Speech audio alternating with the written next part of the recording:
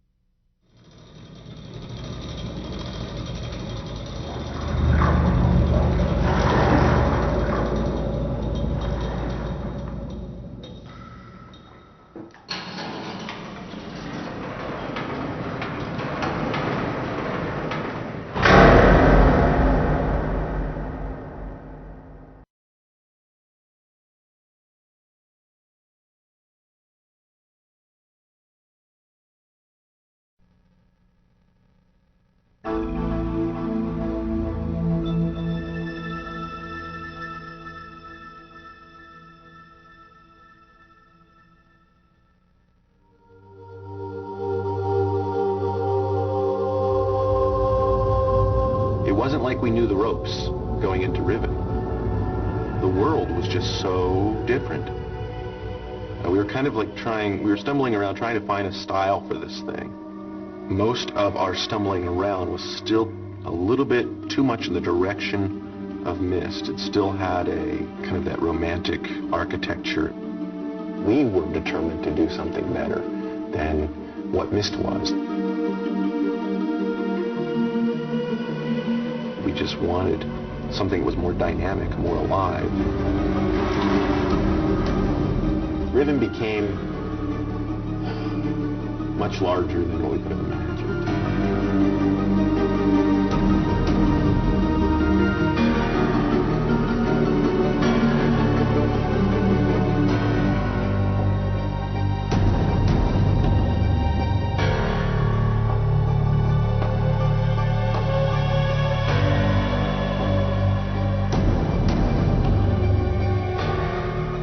We all got together right after Myst. We all got together in Chris Brandcamp's garage, and that became our office.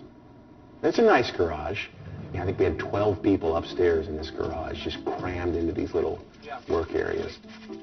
We moved into the strip mall from the garage, and that was like heaven. Here we had a real office. And we had brought on a number of people onto the Riven team, and then nobody else could come on because we were out of space. At that point in time, though, we started building the office. Here we were able to build a real building the same time we're building these virtual buildings. So after a year in the strip mall, we were able to graduate into this to basically do the hard stuff for Riven. The very first thing we did with Riven was design the whole gameplay for the entire world, which is basically just a blueprint of all of the puzzles that the player will find throughout the environment. We take that blueprint, and from there we begin to design maps of the places, some of the puzzles and how things would work. And is the whole thing like a solid canopy from the tops of these trees, just create a big... As dark as possible. Okay. Yeah, and that's going to be a difficult part because we want it to be dark. We want it to be, when you look up, you just see kind of little bits and pieces of the sky. Are these things like redwood in size? Yeah, vertically as well as... redwood in size. Not vertically, though. I think they're going to be a lot more squat. Vertically. Okay. Richard Vanderwen is somebody we met under these weird circumstances. Rob and I were down demonstrating Myst at some show. I don't even remember exactly which one it was. And this tall, skinny guy walked up to Rob, and he came up in a baseball cap and a big baggy pair of shorts, and I thought he was some kid. We found out he'd worked for Disney and ILM, and had been had played a large role in the look and feel of Aladdin. The designs design sketches he had done were just phenomenal. I couldn't believe it. They were just on target. It was incredible. It had a level of depth that was the stuff that interested us. He ended up, I think, giving Riven something that we could have never given it. It was just another voice, and a very strong, mature voice with a lot of talent that was saying, hey, why don't we try doing it in this direction a little bit? Why don't we just kind of push it? What we're proposing is that you link to this age, and what you see when you get there is right in front of you is this gate, and there's this big sort of lake with canyon walls all the way around. It's at nighttime with the moonlight. Well, the moon is out, and in the center of this body of water there's a little rocky island and a big sort of dead-looking tree, perhaps, on top of which they had constructed this gigantic adobe mound, sort of like a wasp's nest looking thing. After he came, he imbued the whole project with a flavor that was a bit more edgy and strange and odd. It wouldn't have been as cool if he hadn't been around.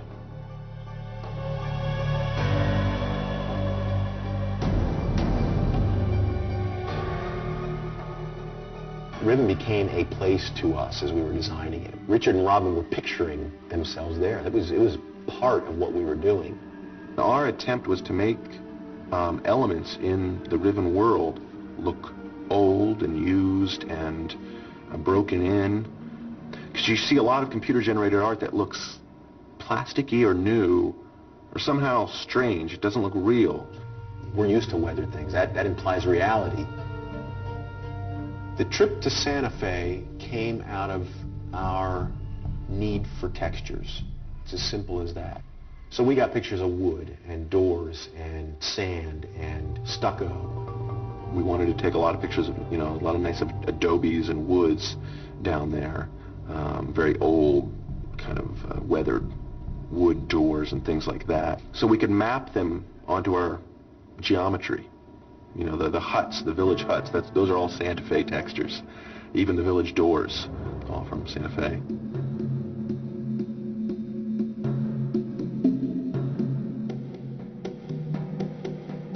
It's just extremely important for us when we're creating anything never to do it just for the sake of doing it, just because it's cool, man.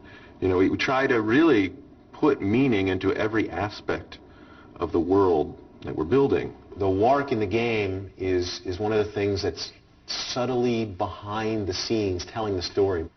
In our backstory of this age, the indigenous people here looked at the wark as the most powerful thing they knew. Like Eskimos and the whale, it was just kind of a great respect for that animal. There's a gallows area that we call the wark gallows in the big village area on the jungle island. It's the trapeze handle that you can go up and down on if you figure out how.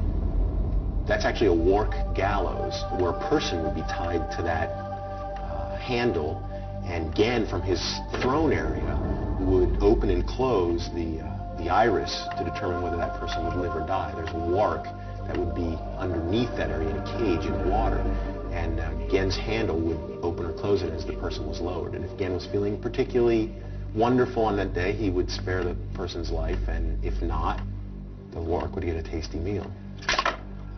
When you finally see the animal, you may or may not understand how it relates to everything else in the game, but you know that this is a part of their culture, and that makes the world a realer place, and it makes the characters more real.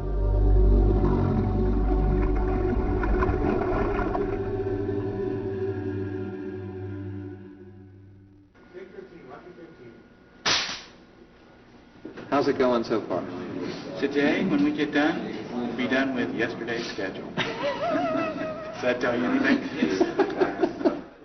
No one here had any experience with dealing with actors or casting or costumes or blue screen. The live action was something that was new for us, for Riven. I don't think we realized how tough it would be. One of the big challenges we were looking forward to was merging a CG object with a live action person. In fact, in one of the scenes, we actually have a scribe run through, jump in a maglev, throw the switch, and turn the thing around while you're watching him. The hoops you have to jump through when you're doing that to make that come alive is incredible. Okay, we still have speed, we're still rolling. Ready? 1, 2, 3, go. The rotation thing seemed like that was going to be easy.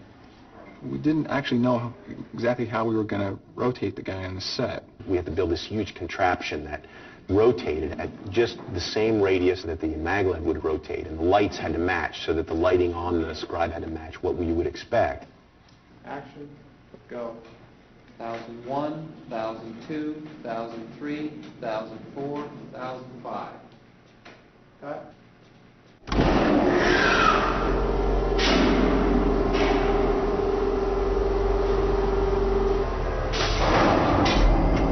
It ended up being, from our point of view, a very spectacular effect. Hopefully, from the player's point of view, it just looked real. That was what we were shooting for.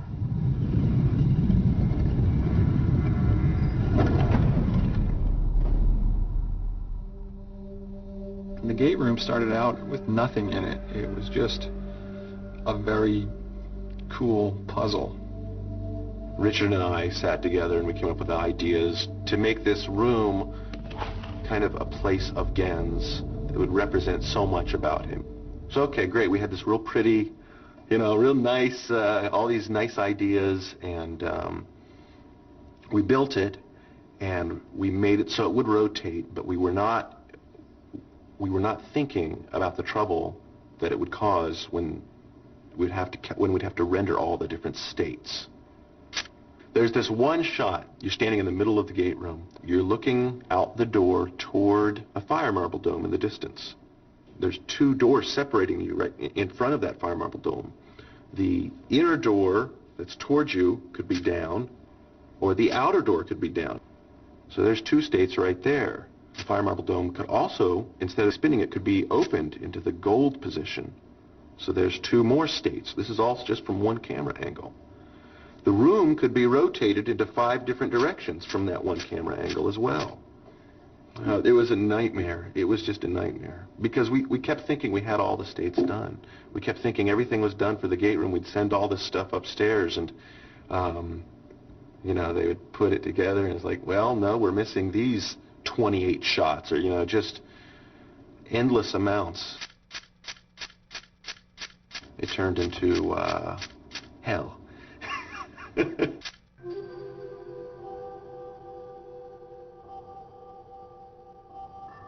One strange thing about making a world like this is that there's no sound to it until you're done.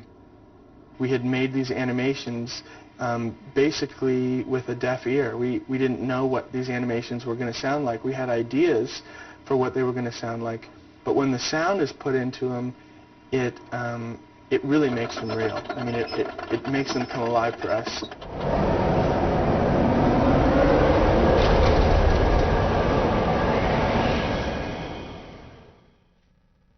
The basic thing that we're doing with these, with Riven, is presenting a place, building a place that we would want to go to. It makes you take a step back from the world and think about the place you're in. The best feeling of all comes at the very end when you finally get to see how all those things that you designed, all the complexity that you put into this environment and just hoped it would work, it comes together and it works.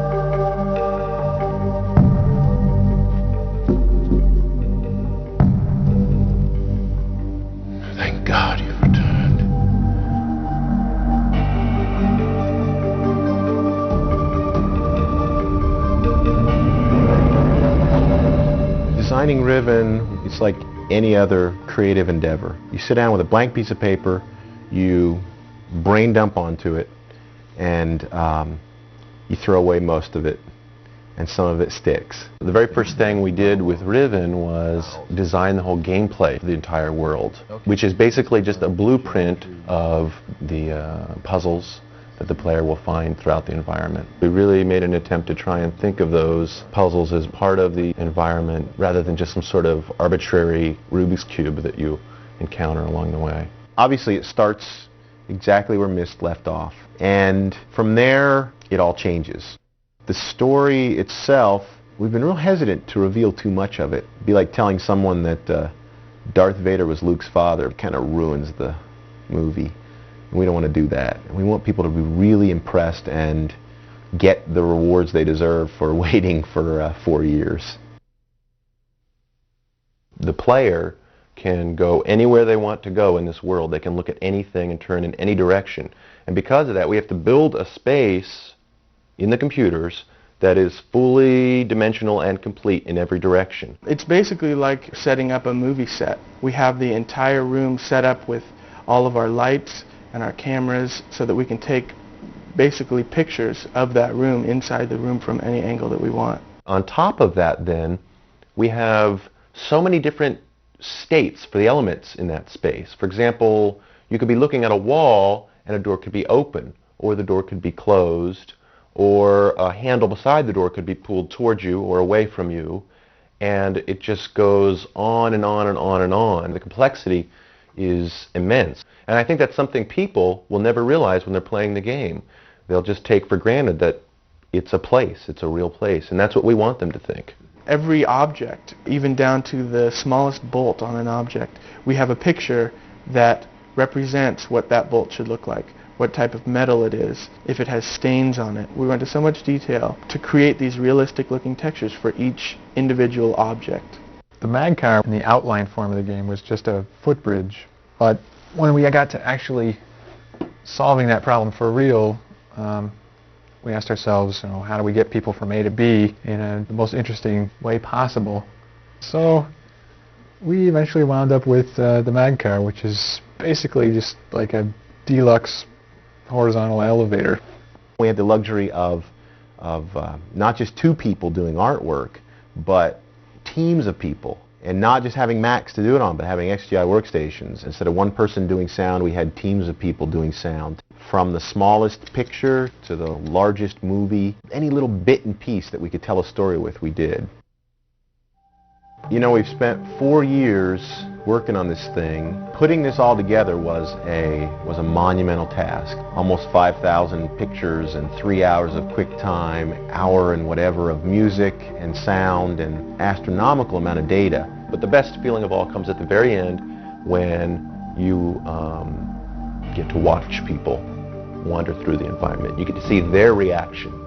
You finally get to see how all those things that you designed, all the complexity that you put into this environment and just hoped it would work, it comes together and it works. And that's just, there's nothing like that.